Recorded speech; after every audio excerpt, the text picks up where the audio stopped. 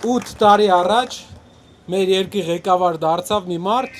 ով ահավոր լավ խոստումներ էր մեզ տալիս էր հիմնական խոստումը, որ Արցախը մեր անվտանգ է լինելու։ Նաև խոստում էր տալի, որ աղքատությունը լրիվ հաղթահարելու է։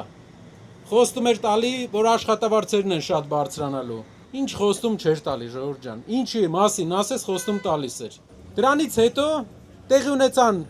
հայտնի դեպքեր, որի արդյունքում իր խոստված անվտանգությունից ոչինչ չմնաց, ունեցանք 3 պատերազմ։ Ունեցանք նաև ռուս-ուկրաինական պատերազմի արդյունքում միլիարդավոր դոլարների հարկեր եկող Հայաստանի բյուջե, բայց աղքատությունը չհաղթահարեցինք։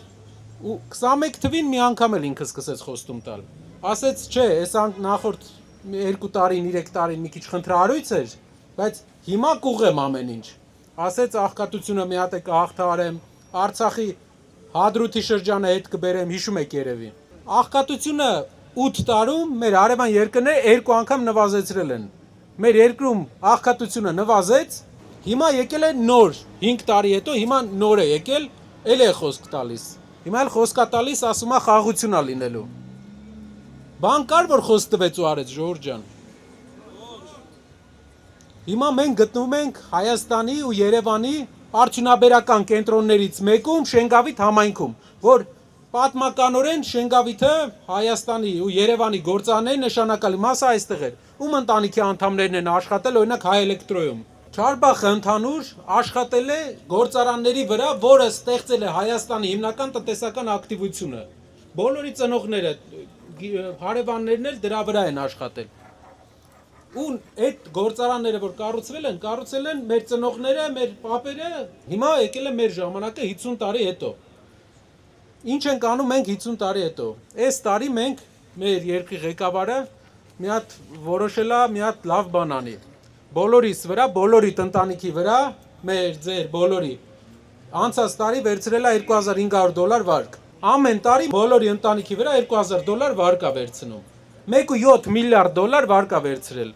Որպեսզի հասկանաք այդ ինչքան է այդ 1.7 միլիարդը, Հայաստանի անկախության առաջի 16 տարում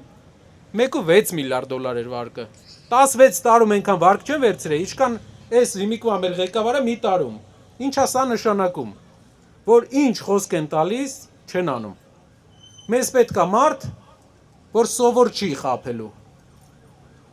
2 անգամ շանսը տրվել է, ժողովուրդ ջան։ Չեմ կարծում, որ մեր ժողովուրդը պետք է 3-րդ շանսը տա նույն մարդուն։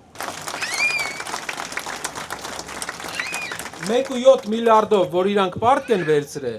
կարելի էր Հայաստանում ապավել 80,000 նոր աշխատատեղ։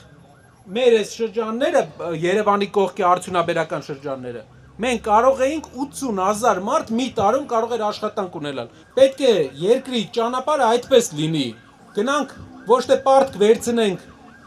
ուղակի պարգևավճարներ վճարվի, մի քանի փողոց ասֆալտ արվի, այլ նենց բան սարքվի, որ մարդիկ երկարաժամկետ գործ ունենան։ Մեր ճանապարհը զարգացման սա է։ 2 անգամ հնարավորություն են տվել այս ղեկավարին։